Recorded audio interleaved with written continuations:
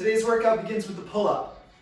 For the pull-up, we're going to be hanging with a double overhand grip. Hands are over the top of the pull-up bar. You've got about a shoulder width grip, hanging with straight arms. Your feet are off the ground. If you need to bend your knees, you do that. So when you pull, you want to lean back slightly, drive your elbows down and back, your shoulders down and back, get your chest to that bar if you can. Go down slowly.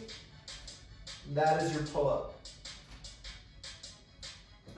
If this is difficult for you, a simpler version, a way to build up to that pull-up, you get a stool or a chair or a small table. You're going to hop up to the bar, hold there, go down nice and slow, not touching your stool, all the way down slowly to that full hang. You can make the pull-up more difficult. We're not doing a ton of reps today. You can use a dumbbell if you have that, put it between your thighs, and do the same thing, execute. Just squeeze it right between your thighs, pull all the way up to that chest of the bar. If you don't have a dumbbell, you could use a backpack, some sort of bag to strap to yourself, load it, do the pull-up. Our second movement today, we have a squat clean.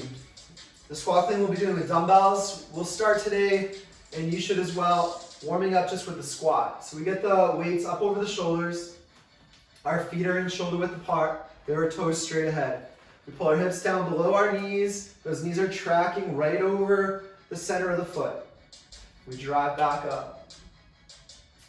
Once you have that squat established, you're going to hang the weights at your sides, get your feet hip width apart. In the actual squat clean, we're dipping our knees, extending up, hopping up, shrugging our shoulders up, pulling our elbows back, and pulling down into that full squat. Again, you dip your knees, shrug your shoulders, elbows go back.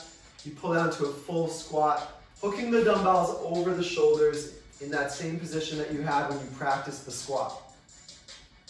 Now, if you don't have two dumbbells, you can get by with one dumbbell held horizontally. Looks like this.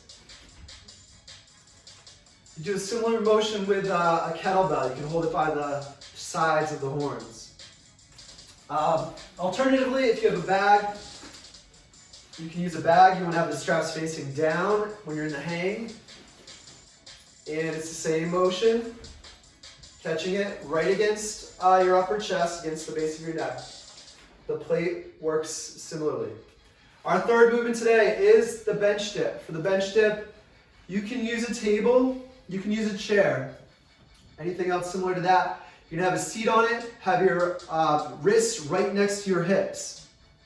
Your palm is on the edge of the table or the surface that you're on. You're going to extend your hips just barely off, legs out straight.